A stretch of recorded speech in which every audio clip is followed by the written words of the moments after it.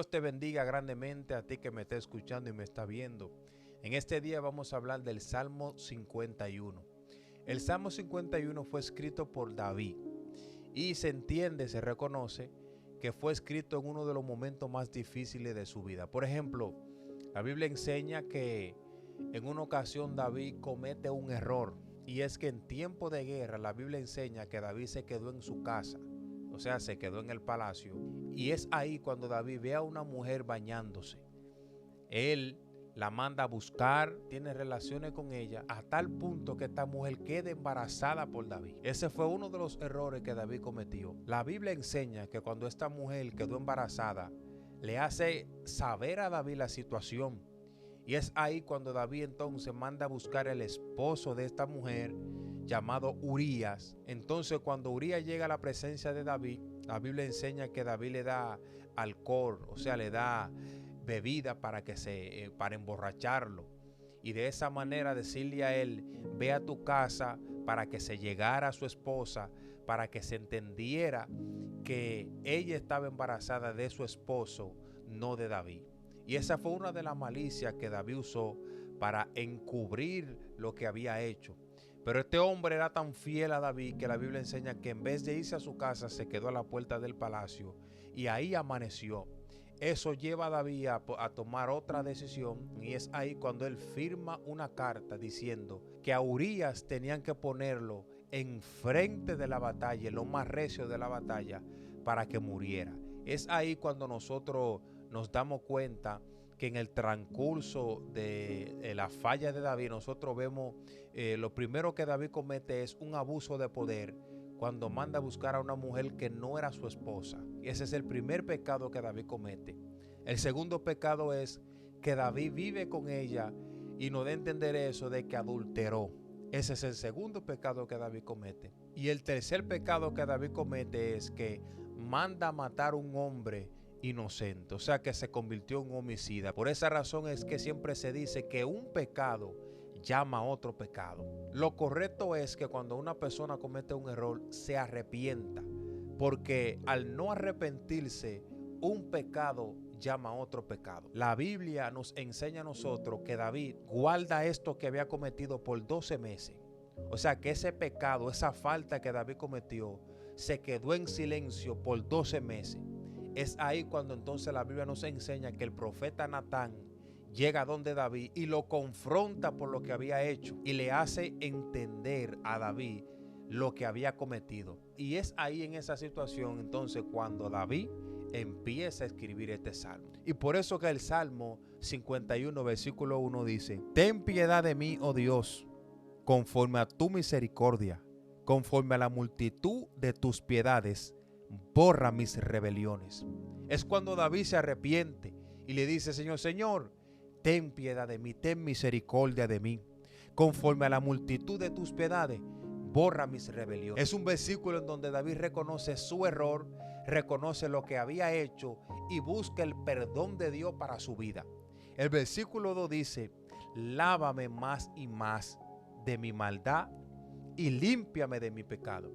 David le dice al Señor: lávame más y más. No solamente me lave una sola vez, sino que lávame, y después de ahí lávame otra vez de mi maldad y límpiame de mi pecado. En estos dos versículos nosotros vemos un hombre arrepentido, un hombre que reconoce su falta, un hombre que reconoce que lo que había hecho no fue lo correcto y que viene y se arrepiente delante de Dios buscando el perdón y la misericordia del Señor. Y es por eso que David le dice: lávame más y más.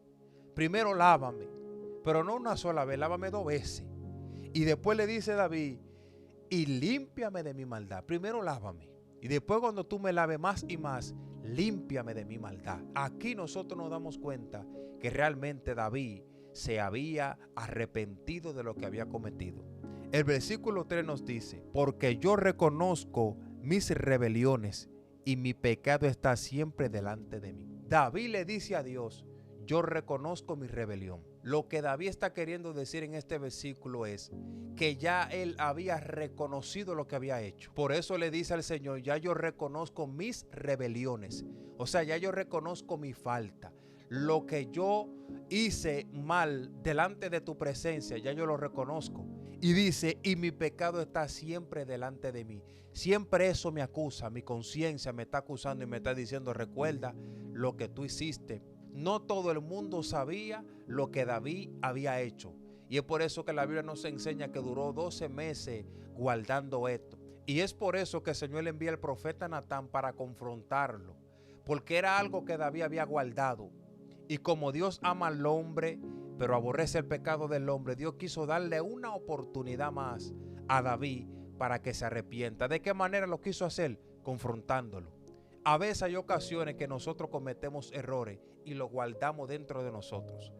Y no se lo comentamos a nadie. Dios ve todas las cosas que nosotros hacemos en secreto, en público, en cualquier lugar.